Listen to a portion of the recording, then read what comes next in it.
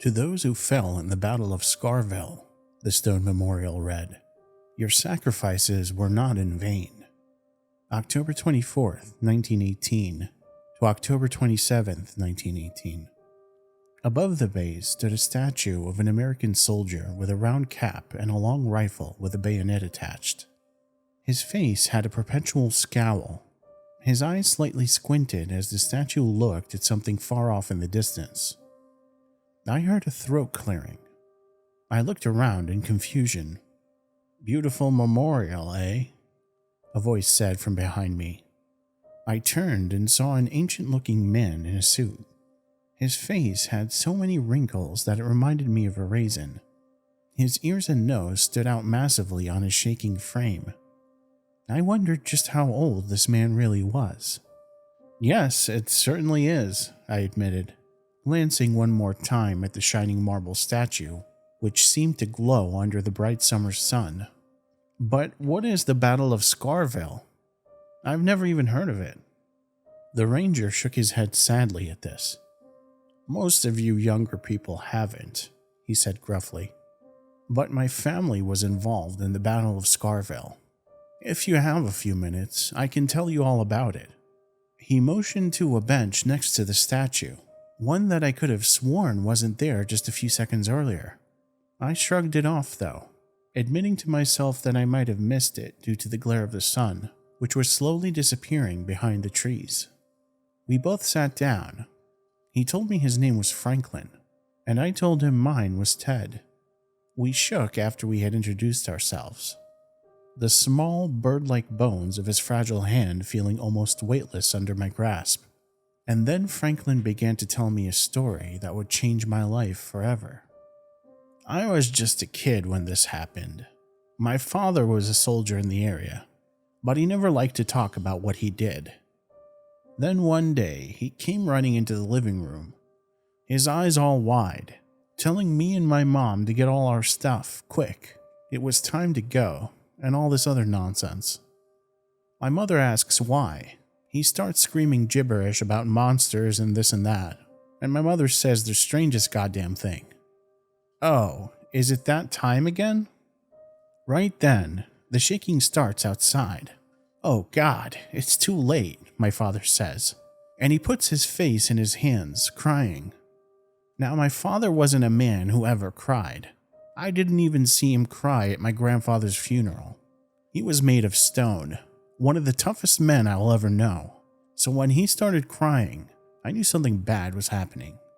The sky started to go dark, as if there was a solar eclipse. My mom grabs a canvas bag and starts trying to go around the house, grabbing some food and drinks. But my dad yells, says we have no time for that. He tells her to grab his other gun, the 12 gauge in the closet upstairs. He runs downstairs and grabs his rifle, shoving a magazine in it and standing at the door, straight as a board and pale as a sheet. The sky seemed to go dark, even though it was still over an hour until sunset. Out of the darkness, I saw silhouettes, stumbling shapes with twisted legs, broken arms, long necks, and strange eyes. They continued forward at a much faster pace than any walking man. Their eyes seemed to glow in the dark, and the closer they got, the more hypnotized I felt. There was a strange, pulsating light that came out of their faces, you see. If you stared at it too long, you would get carried away by that light. My dad, though, didn't hesitate for a moment. He started shooting as soon as they were within range of the .30-06. The nearest one's head exploded in a shower of dark blood. The rest of them began hissing like snakes and running forwards. My dad empties his whole magazine, taking down 6 of them, then slams and locks the door. "Where's that fucking gun?" he screamed. My ma came running down the hallway with the big black thing in one hand and a box full of slugs in the other. He grabs the gun from her hand and gives it to me. "You know how to shoot, boy?" he says. "Now's the time for you to prove yourself. Protect your family and your home." By this point, dozens of those things are slamming on the other side of the door, still hissing and gurgling in some strange language I've never heard before. I nodded at my dad and started slamming slugs into the shotgun. They were practically breaking the door down by this point. The lock had started to bust and twist, and the door was separating from the threshold. A couple more good hits and it would have been all over the floor anyway. I know a good slug will shoot through doors. Hell, they'll shoot through walls. So I point the shotgun at the door, point blank, and begin shooting through the door. Some of the things start screaming and falling over, dead. Exit wounds the size of grapefruit in their backs and chests. But the door is in a sorry state by this point, full of massive holes and splintering apart. I had to reload, and they started busting through, coming to the house. Now that they were close, I could tell they were not human, though from a distance they almost looked human. But they had these strange, pulsating black veins going up their neck and stretching out across their face. And their eyes were all the same silver color, glowing as if they had some inner light. It wasn't just a reflection like you see with some animals at night who run in front of your headlights. This light was coming from within them, and it was bright. Some of them had blood caked around their mouths, running down their clothes and the entire fronts of their bodies. Whose blood, I didn't yet know, but when I saw the casualties in the town later on, I would figure it out. Just when I thought we were going to be overwhelmed, my neighbor and some of his family members ran over. He starts screaming at me from the yard, firing his gun at the creatures in a frenzy of violence. He had his 2 sons with him. They all had shotguns.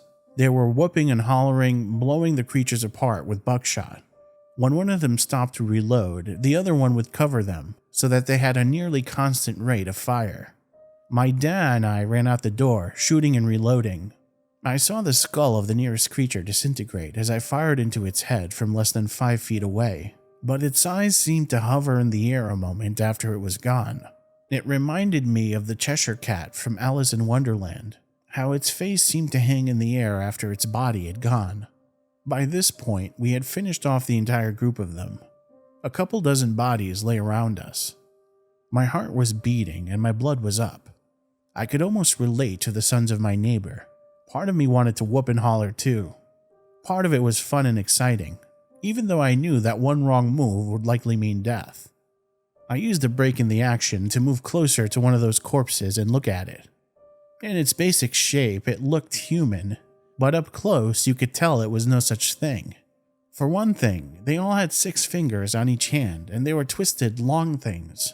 They almost looked vampiric, and as I would find out later, that was right on the money, or at least as close to it as we could understand. Their skin had thin black veins running every which way, and they appeared to all be wearing some sort of coarse brown cloth, formed into shapeless pants and shirts. They even covered their feet with it, though they had some sort of leather on the bottom. It shone and shimmered, and it looked inflexible and thick. It looked chitinous. Out in the field, we heard a sound like a screaming woman. It broke the silence and caused us all to jump, spinning around and pointing our guns. But what we saw there was no scared lady. It was some sort of animal, standing over 10 feet tall. It looked like some huge praying mantis, except its hide was shiny and black. Massive pincers extended from the front of its face, big enough to chop a man in half down the middle, I reckon. The eyes were huge and black, but as the light moved across them, they seemed to shimmer like rainbows. "What in God's name is that?" my dad yelled, but the neighbors only shook their heads in amazement. Then one of the boys, a red-headed and skinny lad by the name of Wesley, said something that caught me off guard. "I saw some of those things coming out of the caves," he said. I looked at him, eyes wide. So did everyone else. When I was fishing earlier at the stream, I thought it was just people exploring the tunnels at first, until I saw their eyes and those veins. His father grabbed his shoulder and shook him. "When was it?" his father asked him, looking scared and uncertain. "How long ago, son?" His son shook his head slowly, trying to remember. "An hour ago, maybe," Wesley said. "As soon as I saw them, I started running home, and not 5 minutes after I got there, they started coming across the yard. People from the town were running down the road now, screaming in terror and pain. I saw them driven on like herds of sheep, and our giant praying mantis friend also noticed. Its head went up, antennae flicking, head cocked to the side in a way that would have been comical in any other circumstance. Its pincers moved faster, opening and closing constantly, as if it were trying to taste the air. Then it started running. It was just a black blur in the dim light, flying across the yard at an impossible speed. I couldn't even see its legs moving. It grabbed the nearest person, a young woman with huge terrified eyes, and used its pincers to snap her head right off. The decapitated head rolled across the ground, an expression of mortal terror still etched into her expression. Then the mantis creature began to suck at the bleeding stump of her neck, drinking until it looked like the body was sucking in on itself, until the skin was pale and bloodless as a mannequin. The other people were stumbling and running around it, still praying and cursing and shrieking, but it took no notice of them. Once it was full, it looked bigger, more swelled up, like a tick. Its chitinous black shell seemed to expand, looking more rounded. It even looked a little more red in the pale light, as if the blackness of its hide had lightened into a shade of darkest crimson. "We're being invaded by vampires," I screamed. Everyone looked at me, but no one argued. They didn't even have time to. At that moment, the next wave started. Our home was on a road with houses every few hundred feet, a forest behind the houses and a grassy field on the other side. The road itself sat between the field and the homes. The trees pressed in on the houses, being only 20 or 30 feet behind them. The woods were old and thick with brush and prickers and endless ferns. It was hard enough to see it in the daytime, but it was now nearly night, and trying to see into it was a fool's errand. The enemy used our disadvantage to surprise us. We had all reloaded, of course, and we had 5 men with guns. I wish I had another one to give to my ma, who stood behind my dad. Both of them looked scared and far too pale.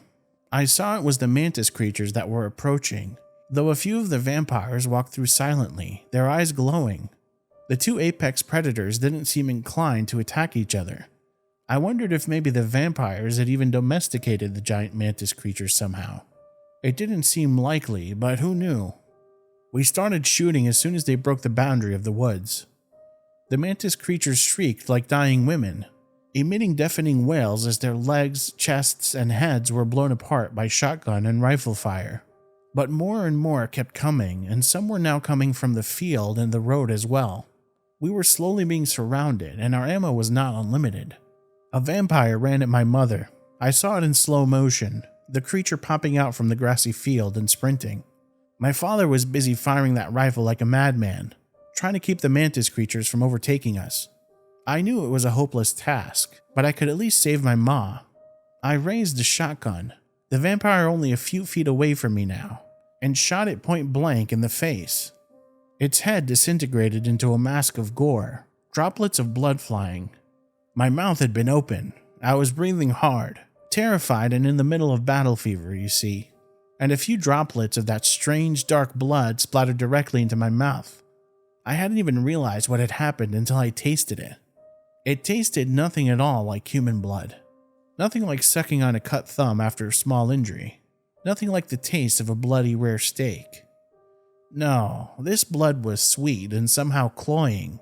It was an artificial sweetness, like some fake sugar you might put in coffee, combined with a vague metallic aftertaste. I started to spit after I realized what had happened, but by that point we were being overrun. My neighbor was ripped apart in front of me, his old weather-beaten face showing a final expression of shock and horror as a mantis bit him across his body right where his heart lay. Blood spurted from the wound. The mantis gingerly pushed the body parts apart and began to suck at the blood from the spurting injuries. Another followed silently behind and feeding on the other half. I watched it all in horror until a hand grabbed my shoulder. I spun and saw Wesley.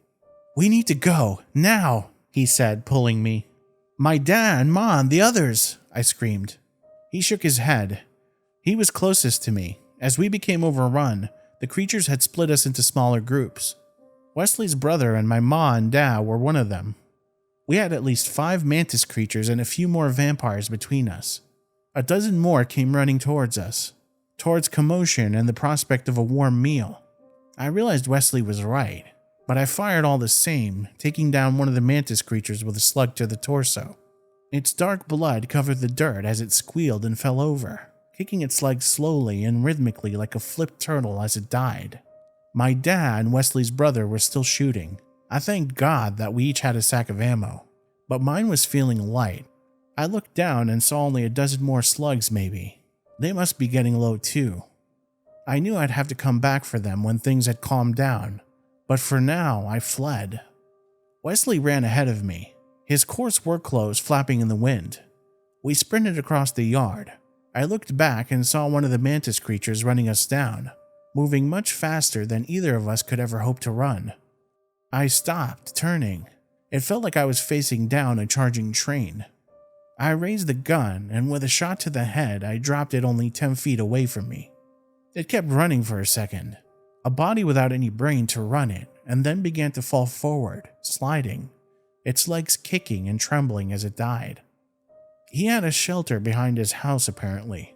It was a little more than a root cellar in the backyard of his house, but it was hidden and underground. He pulled the latch on the hatchway, opening it and motioning for me to go first. I ran forward, climbing down the short ladder. He followed, keeping the hatchway open for light while he started a gas lamp with some flint. Once we were situated, he closed the hatch. It was able to be locked from the inside, and was reinforced against tornadoes, with wood and concrete forming the walls. We also had some supplies down there. Water and jars of pickled foods and jerky. Not much variety, but it would do. We stayed down there for 2 days.